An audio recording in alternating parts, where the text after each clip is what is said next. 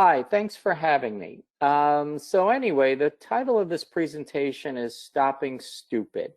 And what happened is frequently I get complaints like, oh, I call people stupid and everything. And then I hear complaints about this presentation, for example. Everybody is like, oh, you're calling users stupid. It's like, nah, not necessarily the case. I like to start with a story. So one time I was doing a penetration test, I call it an espionage simulation, where I was basically had a friend with me, and we were infiltrating a Fortune 500 company. And I told him, okay, here's the deal. We're going to walk through in the morning with the rush, morning rush, and we're going to follow everybody diagonally through the main lobby to the left. And then we're going to go upstairs, find an empty office, and then we'll work from there. And then there's a receptionist in the middle, just basically ignore her. So anyway, we start walking and, act like we're on our phones. We walk through the main lobby, we'll go in the elevator, go upstairs, and the elevator had, by the way, ID swipe cards to be able to go upstairs, but everybody pretty much was getting on during the morning rush, and they were swiping every floor. We got off at a random floor, walked around, found an empty conference room. We went ahead and I just got on the phone and I started calling people up. And I said, hi, I'm the CIO. How do I get badges for my contractors? We got forwarded around a couple times and then anyway get forwarded to somebody who says, oh, just send them down to the lobby. So me and my accomplice walked down to the lobby. And then what happens is there's the receptionist, and she's like, I saw you two go by, and I tried to stop you. And I'm like, oh, we were on our phones. I'm sorry, did we, it wasn't intentional. She's like, oh, you look busy. I didn't want to bother you. And then she's like, oh, and we're like, okay, thanks. And then what happens is she calls over a security guard. The guard comes, and she's like, these two gentlemen need badges. Can you please arrange that? And she's like, and the guard says, sure. So anyway, the guard takes us to the little guard room where we get our pictures taken, and as we're waiting for the badges to be printed up, the guard's like, so what do you two guys do? And I go, computer stuff. And the guard goes, oh, well, are you going to need access to the server room? And I go, as a matter of fact, we will. So the guard goes, okay, well, I'll make sure when your badges are printed up that you have access to the server room as well. It might take a couple hours for the computer system to acknowledge that, but anyway, I go, okay, we can wait, not a problem. So we get the badges, then about pretty much a couple hours go by right during lunchtime. Me and my accomplice go down to the basement where we assume the server room's gonna be. And then we swipe it, we find the door that opens up, we walk in, and then there we are in the server room. And the primary domain controller for the Windows network is left logged on with admin privileges, and we go ahead and add a new user as an admin as well to the admin system or to the primary domain controller. Then of course we have full control over the entire network, and pretty much we were done. So anyway, write that up in my report, and then about 3 weeks later I get a call from I get a call from somebody who says, I'm in charge of physical security for the facility. I need to know the name of the guard who gave you the badge. And I go, excuse me. Then he repeats himself. I go, well, here's the problem. I go, I'm not giving you the name of the guard who gave you the badge, number one. And I go, if you want to have the name of the guard who gave me the badge, you have to ask the CIO, who's the person I report to, and I will give that badge to that person, but that's the only person I report to and give information to. And then I should warn you that if the CIO asks me for the name of the guard, I will give him the name of the guard, but I will also tell him that the fact the guard gave me the badge is bad. The fact you don't know who the guard is even worse. So anyway, obviously I never heard from the CIO, but here's the point. Everybody, when I tell the story to, thinks the guard was an idiot. The guard was not an idiot. The guard was not quote unquote stupid. The guard did everything everybody in the organization led the guard to do. Apparently the only checking was the nice receptionist told the guards, okay, this person should get in, this person shouldn't. That's not a process. There was no authentication. The fact they didn't register badges that were given out, again, really, really a bad thing. But the guard was just following their processes, and the fact that it wasn't even listed who gave out badges when was horrifying to me. So anyway, when you stop and think who's stupid, start to think it's not the people who you assume are doing the stupid things. But now, what is stupid? There is a dictionary definition. And in general, it's having or showing a great lack of intelligence or common sense. So let's break this down. Are you hiring people who display a great lack of intelligence? If you are, I contend that hiring stupid people is your fault. You know, and even if you have to hire people who show a great lack of intelligence, why do you put these people in a position to cause harm in the first place? You know, you might need somebody like this, but you don't give them unretained abilities and so on. And then what about hiring people without common sense? Now, in the first place, there's a psychological principle back to my psychology days. You can't have common sense without common knowledge. And if somebody doesn't have common sense, it means you haven't provided them with common knowledge. And if you haven't provided the people without the common knowledge, again, whose fault is it? Again, I'd put that back to the people who are running the, it's like the inmates are running the asylum in theory, as the expression would go. You have to provide people common knowledge so they can exercise common sense. That's a given. So now who's the stupid one, like I mentioned before? Again, if you're hiring people who are quote unquote stupid, it is your fault for hiring them and put them in the position where they can create the loss. So now here's the other part. Now I'm talking about, you can't stop stupid and all this, but, at the end of the day, it's not really you. Because when we look at the whole concept of human error, what have you been, what have you as a security professional been told? You've been told, I call this a bunch of ignorant crap. You've been told these accolades of, we are creating the human firewall. We want the users to be the last line of defense. We think users are your first line of defense. And again, I don't know if the concept of bro science translates around the world, but if you see people who work out like the gym bros, as they're called, like in health clubs, the bros there, protein bro, take your protein, all that sort of stuff. Here's the problem. You have all these people who tell you to go ahead and study these sciences like psychology, like influence. And what the problem is, these people are focusing on the proximity of the error. In other words, if an error occurs, they blame the user because the user is there. Then they say, well, if the user is there where the error occurs, we need to just fix the user. That is the wrong way of looking at it. And again, I'm going to go into this in a little bit, but safety science, for example, dictates something differently. The user being in the proximity of the error, it's not this. It's kind of like medical. For example, if somebody dies in a hospital, the first inclination is to blame the doctor because they committed that one act that in theory killed the user. The reality, though, is when you go back and study, there's a whole decision tree that led the doctor to be in that position. And the act the doctor took in the moment where the person in theory might have died, the reality is there might be 100 acts taken before that where the decision was made, where a decision might have been made a different way and the patient would have lived. Not at the exact moment where the patient died, but hours before the patient died. And I'm going to talk about this a little bit more.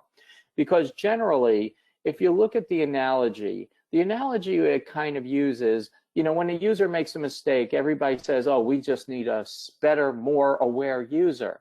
That's like saying if a canary dies in a coal mine, the solution is to have healthier canaries. That is not the purpose of a canary. The reason canaries die in a coal mine is because there's poisonous gas in the coal mine. And you have to study how did the poisonous gas get to the point where the canary died. Likewise, when a user makes a mistake, you have to study the process of how a user got in the position to make a mistake that caused damage. Now, I don't know, I like TV references, and many of them, well, at least in some places, if you're old enough, you'll recognize this guy as Newman. Newman is from the TV show Seinfeld, which was, worldwide. But anyway, this just shows Newman, who's kind of not a very smart person doing accounting. And I use Newman as the example because here's the thing: accounting as a discipline expects the users to make mistakes. That's why there's audits. Accounting knows that users cause damage. They track financial resources from start to finish. That is the purpose of accounting. And your goal, and what accountants do, is they figure out, okay, how do users get in the position where they are going to make accounting errors? And then they figure out proactively, how can we filter them out? Let's create disciplines. Let's go ahead and create spreadsheets. Let's track every financial allocation from start to finish. And then at the point where a user does something, they go ahead and they track that as well. Then once they go ahead and track what a user does and supposedly tell an accountant or a financial person, here's how you enter the data, then they have audits. And most important, the audit doesn't figure out who does bad things. The audit figures out where do things not match, and then they proactively figure out, well, they reactively figure out where did the matching not add up properly. And they do forensic accounting, they do audits, they do whatever they need to do. But again, from start to finish in the financial processes, it's an assumption that a user is there to do a job, but might create an error, and the process is there to filter out errors proactively. Now here's scuba diving. A lot of people don't know, and there's no reason you should. I'm also a master scuba diver trainer. I love scuba diving, and I go ahead and I love it so much I decided, how can I do it more? I became a teacher just so I could do it more. And what happened was, when I started hearing, the first time I ever heard the expression, you can't stop stupid, was in a dive instructor training, where our dive instructor, I guess technically is the course director, says you can't stop stupid, and trying to stop people from doing stupid things.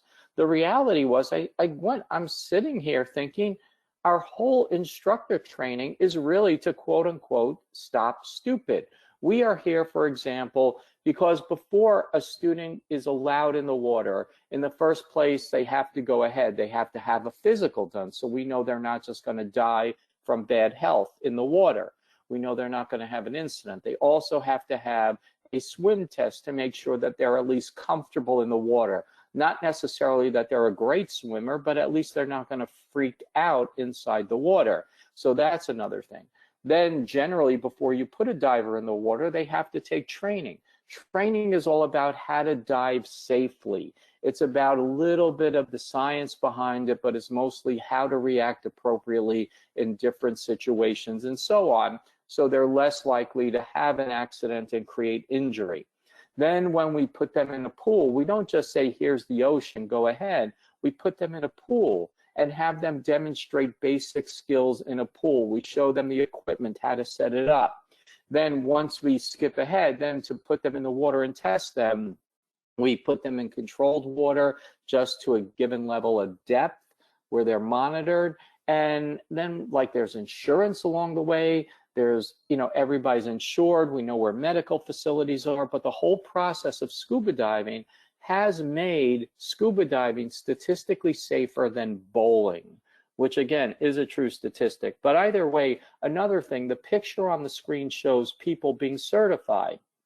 Now again, you see the instructor, which I don't think I can necessarily point, but there's one of the people who's surrounded is the instructor, and he's trying to watch one student at a time do their dive skills. A smart instructor also, however, brings, if you see the red circle, a dive master or assistant instructor to watch everybody, because when you're doing this, you're not going to be able to look at everybody at all times. So this is a critical factor that you have to understand, that this scuba diving builds in the fact that people will potentially be quote unquote stupid, but you plan for stupid, which is the critical factor. So again, safety science, another discipline. In safety science, they look at the user as part of the system. And if you adapt that, a user is as much a part of your systems as the computer itself is. Just because a user is using the computer, it doesn't mean they're different. They're part of the system. And they realize that an incident results from failure of the entire system. So if something happens, the entire system has failed, not the user. And that's a powerful concept, because the user is just in the proximity of the error that was allowed to initiate loss. And I'll talk about that a little bit more.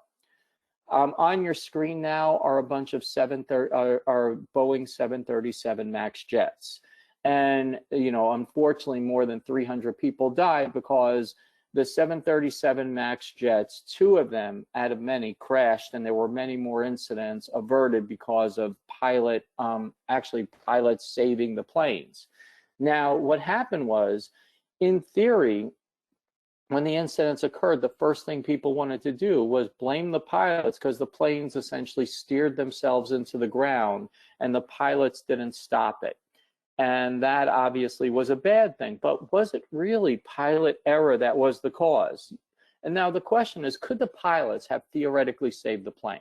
The answer is yes. But the problem is, the cause was the software and faulty sensors, because what happened was the Boeing 737 MAX jets were deemed by the safety authorities or the aviation authorities as being similar enough to the 737, 800, 900, and the rest of the series that you didn't need specialized training for the 737 MAX jets. The problem was that during the design of the 737 MAX jets, they changed key functions within the airplane itself.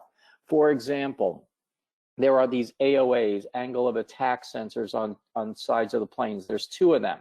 So just in case one malfunctions, you got a second one. The problem is when they malfunction, there used to be an indicator that there is a discrepancy between the 2. In the design of the 737 MAX software, they took that out as a mandatory feature and made it an option to let the pilot know there's a discrepancy between the 2 sensors. And they didn't train the pilots to know that. They didn't train the pilots to know that, okay, if there's a discrepancy, they also changed the software to rule that the jets were doing something wrong and that the jets were going down. And, you know, if you understand aviation, and this is it's counterintuitive, but when a plane is going down, it means that the speed is too slow. And the way you add speed is to aim the plane into the ground, which causes the plane to accelerate, and then it gets more lift, which, you know, supposedly saves the plane. In this case, the plane thought it was losing speed and heading down, so the plane turned its nose down and sped itself up. And unless the pilot knew to turn off the autopilot, the plane was headed for disaster. And some pilots would turn it off, but not realizing that was the source, they turned it back on, which again aimed it to the ground. And the pilots were just one cog in a very complicated fail system. So anyway, where does blame usually fall when a user makes a mistake? In safety science, they found that blame falls 90% because of the environment. So for example, when I was doing an assessment or trying to create an awareness program for a manufacturing company, they gave me a tour of the facility with a safety science person in tow. And the safety science person was telling us that there used to be many accidents where forklifts were driving into people, or people were walking into forklifts that were working inside their warehouse. And what they did was, he says, we went through a lot of decision making and we decided we're just going to go ahead and paint a line down the floor that said people stay to one side and forklifts stay to the other. And that got rid of 90% of all the accidents by defining where people were supposed to walk. So again, that's one issue. He's like, a lot of incidents occurred because we had equipment falling on people's feet, like a heavy wrench would fall on somebody. And so what they did was they went ahead and they painted the silhouette of a heavy wrench, for example, and said when the wrench is not in use, the wrench goes back on the wall where the silhouette is. And people were able to very quickly see what was there, what wasn't, and that helped, again, save a lot of injuries. By the way, it also helped cut down theft, because if you ever walk by at the end of the day and saw, the silhouette of a wrench, somebody stole that wrench. So anyway, that's where the issue lies. When you study incidents in general, you will find the environment causes the incident, not the specific user action. Or, well, the user makes an action, but the action is caused by the user, the environment. So now when we talk about the 10%, where a user is quote unquote at fault, where the environment is otherwise strong, the 10% could be carelessness, could be ignorance, in other words, just not knowing what to do. It could be lack of training. It could be malice. In our field, we like to think of this user as a paragon of virtue. There's a lot of incidents. If you look at the Verizon Data Breach Investigation Report, 28% of incidents in one of the latest studies are due to specifically malfeasance on the part of people. In other words, if there's an incident, there's malice on the part of an employee a significant percentage of the time. Anyway, so now when you look at this slide, because here's the thing, awareness is really only 20% of that 10%. And what I mean by that is, if a user is like, so if 90% of the acts are the environment, or attributed to the environment, 10% are attributed to the user. If you have an awareness program, that's only going to take care of 20%. And let's talk about this. This is essentially applied behavioral science. And the reason I say this is antecedents are essentially awareness. You tell somebody what to do, and that is supposed to influence behavior. A behavior triggers a consequence. A consequence then goes back and either reinforces or it might encourage the behavior. So for example, if in a common example, if you tell a child that don't put your hand on this, on this plate because the plate is hot, the child is going to go ahead and put their hand on the plate eventually. Why? They hear you, but there's a hesitance, but they'll still eventually do it just to see if that's correct. Then what happens is they actually burn their hand, and they're going to go ahead, and that's going to teach them not to put their hand back on the plate. However, what happens if the plate really isn't that hot? The child's going to learn, you know what? You told me the plate was hot. It was kind of warm, not really hot. I'm not necessarily going to listen to you next time. So in reality, the key issue is, statistically, consequences have 80% of the potential for behavior change, while giving people information, in other words, awareness, is only going to influence people 20%. So in other words, if you tell somebody you can't reuse a password because hackers will steal it, what happens if somebody reuses the password? Even 99% of the time, people don't have any problems with their password. So they do something they're not supposed to. There's no consequence, so that just encourages them to reuse the password yet again. Those are critical issues to understand when you're designing your awareness program. So anyway, what you need to do again is generate consequences, which is gamification. Let's also talk now, here's a concept of counterterrorism. In counterterrorism, they use the concept of the terrorist act as boom. So before the terrorist act occurs is left a boom. After the terrorist act occurs is right a boom. And the goal is, obviously you potentially want to stop the terrorist attack itself, and that is what you try to do in left a boom. But simultaneously, if you're a good person who wants to really stop it, you have to understand something is going to get through. So you have to proactively plan for the act happening. So in left a boom, for example, in a terrorist attack, you might go ahead and say, let me know who the terrorists are. Let me try to stop the terrorists before they do their acts. Again, you would even think it's like, okay, let's also try to harden the potential terrorist targets. And you might go ahead and implement barriers in front of the potential buildings. You might implement metal detectors and so on. And that's what you do left a boom. You try to stop the attacks from existing and try to potentially decrease potential damage should they be successful. At boom, there are different things. For example, an airplane, in airplanes, what happens is they have the luggage carriers that are bomb resistant. So should a bomb go off in a luggage hold, you go ahead and the luggage bins go ahead and contain the potential blast so it doesn't bring down the plane, just as a quick example. In Write-A-Boom, you have to make sure that hospitals are set up appropriately. You have to make sure that first responders are trained how to go ahead and go into an area, trying to avoid secondary explosions, because terrorists want to go ahead, create a primary explosion, bring in the first responders, and then again have a secondary explosion to damage the people responding and so on. And you want to make sure all of this occurs. That is the concept of boom. But we want to go ahead and adopt that for our cybersecurity roles, where users are essentially the point of boom.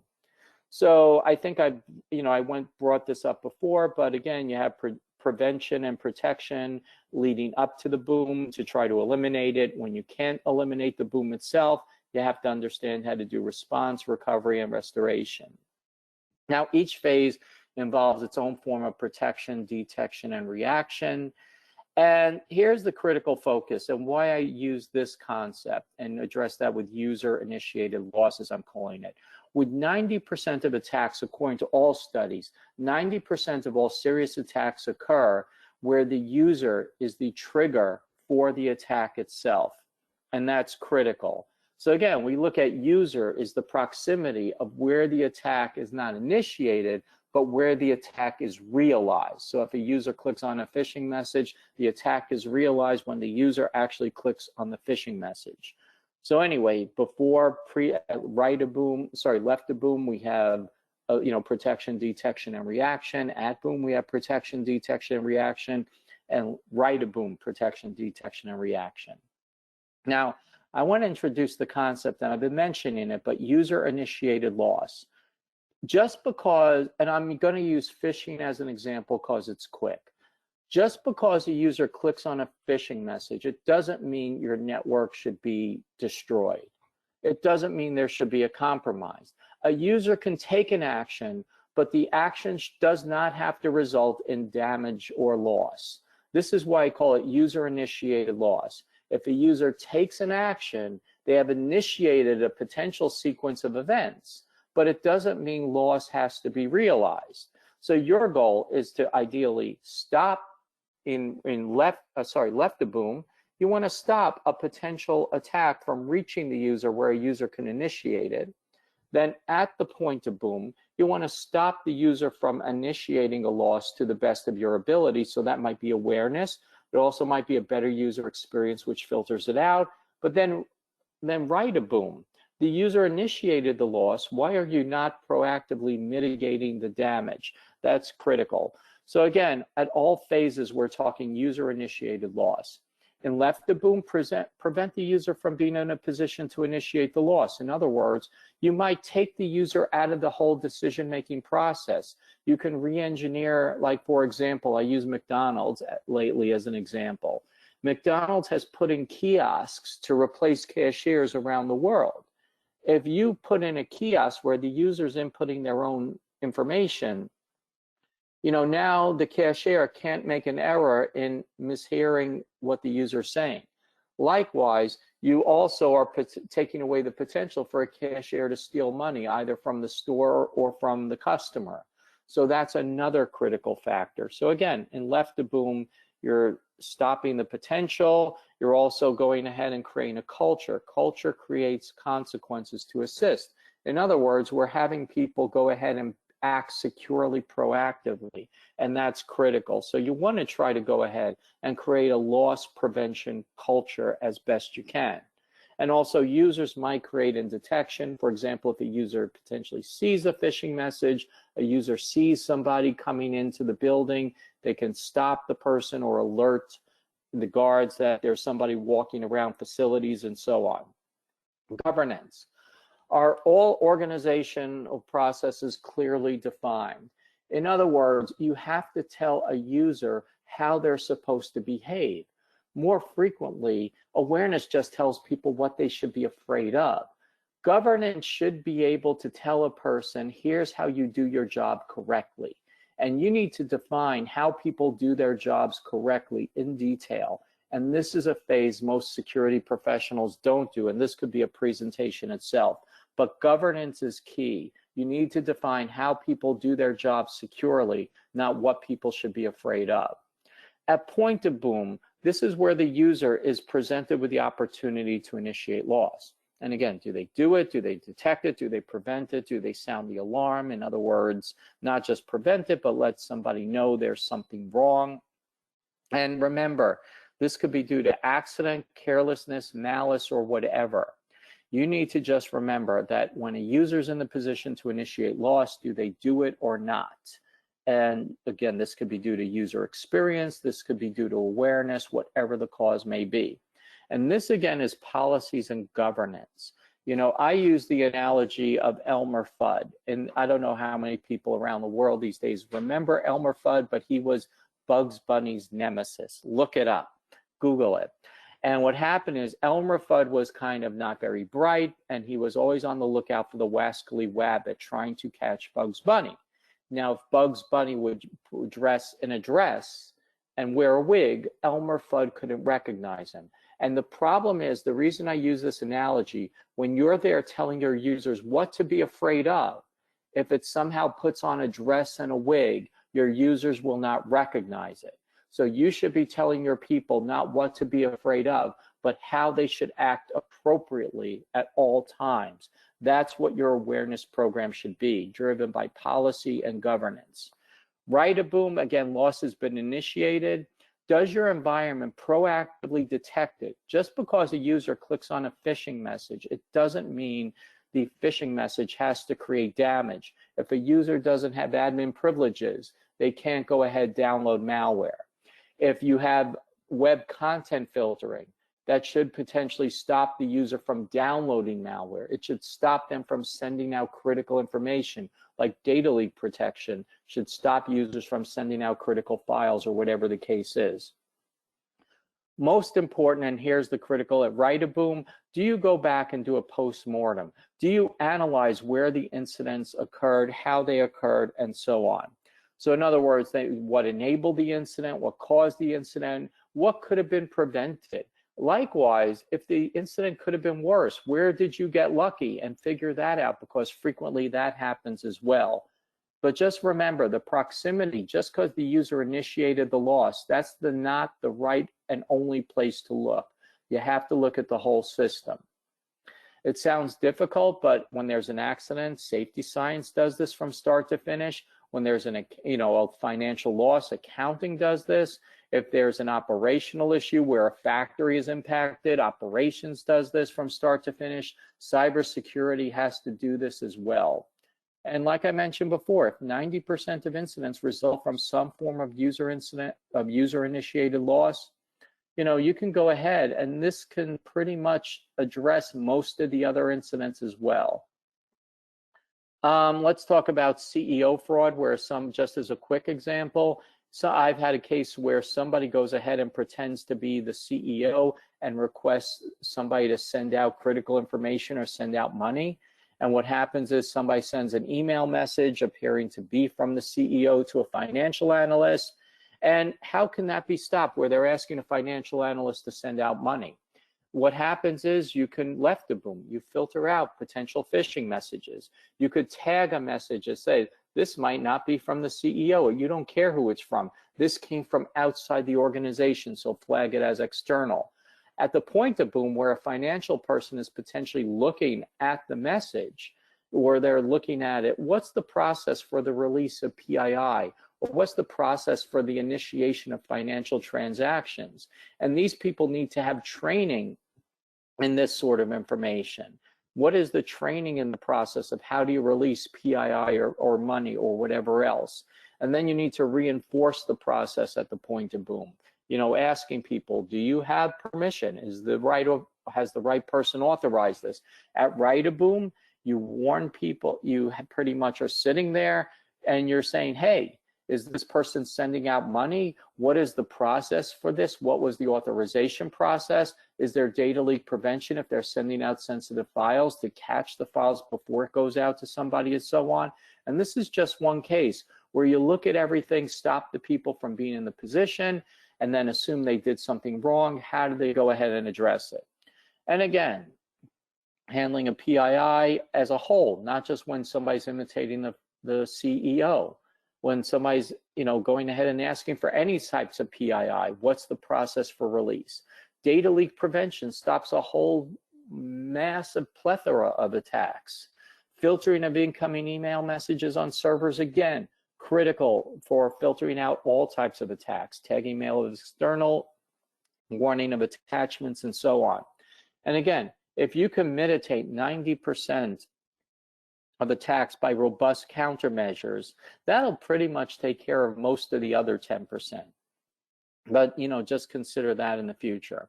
Awareness is still mandatory. People say, wow, you're telling people why not to go ahead and use awareness. It's like, no, awareness is still a critical piece of risk reduction. Awareness is incredibly less expensive than many countermeasures. Awareness is a fail-safe. You still need to have awareness. And here's the critical concept, and here's one reason why I really get on the awareness profession. Awareness is just a tactic within the overall security program. Are you just throwing tactics at a strategic problem? You need to have a strategy. The problem is not a user, not being aware. The problem is a user can initiate and create a loss, and that requires a strategy of technology, process, and awareness. And you need to make sure it's all put together. So you need a strategy, not just awareness as a tactic. And again, the most important takeaway, your people are not canaries in a coal mine. I should say, yes, you don't want a canary dying from a heart attack or old age, but at the same time, if a canary does die, it's a symptom of the overall problem. Anyway, time for question and answer.